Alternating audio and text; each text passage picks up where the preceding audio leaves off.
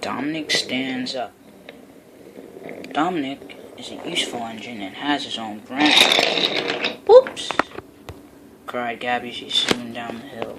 There are lots of engines who run it, such as Anaya, the steam engine, Zenobia, the other new engine, Sophia, the new engine, Danelle,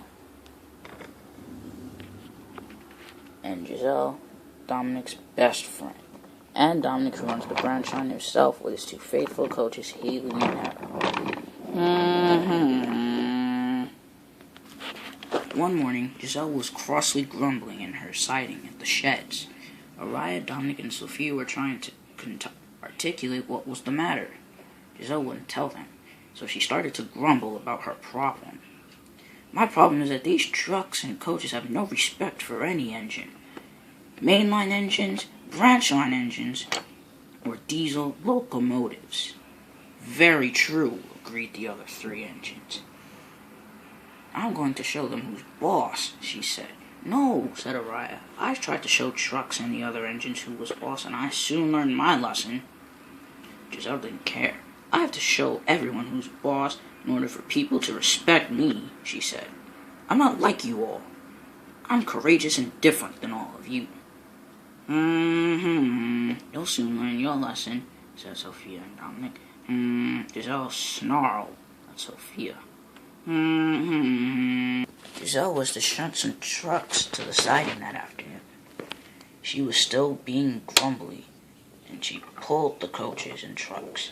Then the coupling snapped. Glung went the coupling. Giselle surged backwards and hit the station. Whoosh, she wished. Then the trucks hit her.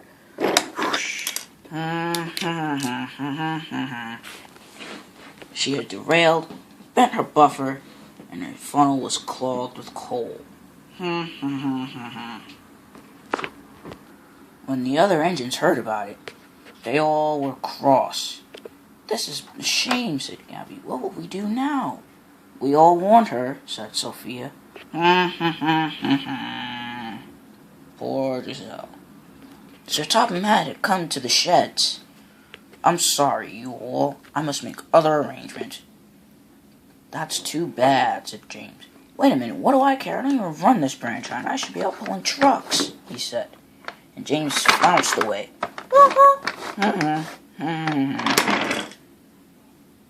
Does anyone have ideas, said Sir Topham Hatt. I do, said Danelle. Bring in another diesel rail car, like Daniel. Yes, agreed Gabby.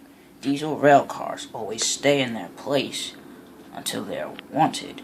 That's what I told Thomas, Toby, and Percy when Thomas had an accident. Some tank engines are so unreliable. Diesels would be much preferred, said Sir Topham Hatt, and he walked away, understanding Danelle's decision. Next day, a diesel did arrive. She was rude and honked at Philip and Emily on the bridge. And she spoke very rudely to the others at the station. Sky and Stephen were cross. They were speechless, except for Sky. She spoke up for herself and Stephen. You don't speak to us Sodor engines like that. We'll show you, you big dirty diesel rail car. The diesel was cross. The diesel rail car rattled on the rails where Giselle had her accident. Ripped up rotten rails, she grumbled. She oiled into the sheds. The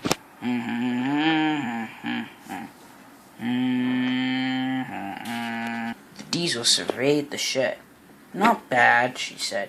You engines look dirty and dusty. It's not your fault. But your controller should really get modern diesels, she said.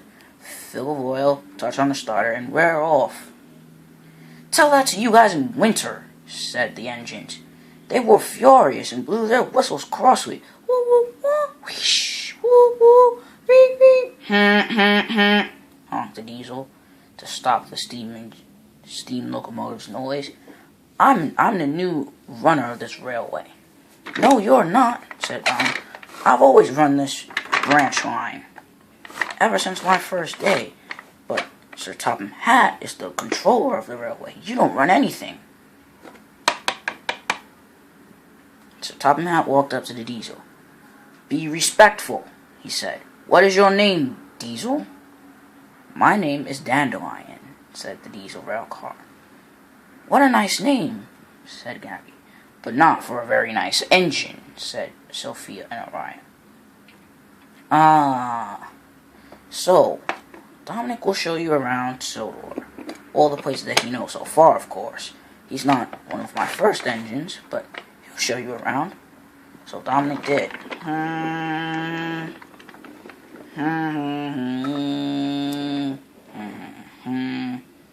The Diesel railcar was rude to Dominick. She called him a slow puffer. Dominick was cross. Later, when they returned from the tour, Dandelion was grumbling about Orion. You look too weird and wheezy, she oiled. Wheezy? Weird? I'll show you. Now Sophia was cross. You don't talk about my best friend like that, she said. Oh, you guys are best friends. So you need her to stand up for you, Orion? Sophia was speechless. She bumped the Diesel. Watch yourself, said Sir Topham Hatt, and went away. That evening, the Diesel railcar was even more rude to Gabby, Zenobia, and Danelle. You three aren't as revolutionary as us Diesels, she said. We don't need to be revolutionary, said Danelle. It matters if we're really useful, continued Gabby, and really resourceful, said Zenobia. Resourceful, my horn, said Dandelion. Diesels don't have to worry about that. We're modern and really amazing. Next morning, Dandelion was being rude to Anaya. She turned angrily on the turntable. You're not useful. I heard you had gotten into trouble on your first day, she said. Anaya was cross.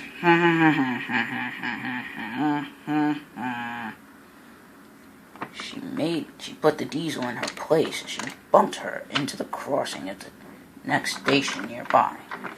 Serves you right, she said.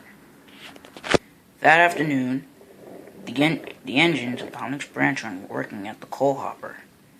Even Dandelion, the Diesel rail car, laughed at her and chuckled off. You guys must be careful, said Whiff. Coal can be dangerous. It can start fires, too, he said. Oliver left some trucks for them and went about his work. Dominick was biffing freight cars into place. He biffed one into another and one into Anaya. Ha! You silly steam engine, said Dandelion. No wonder Sir Topham Hatt didn't want you to give me a tour.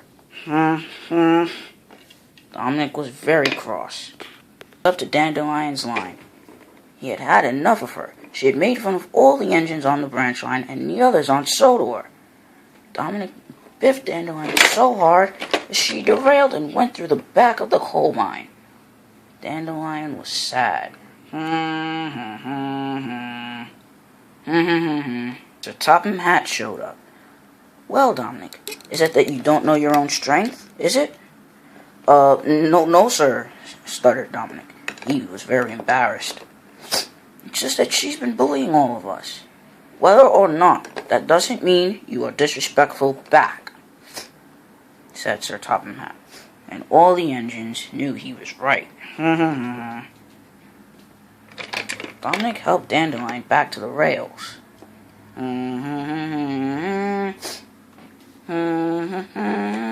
Together, all the engines shunted the coal.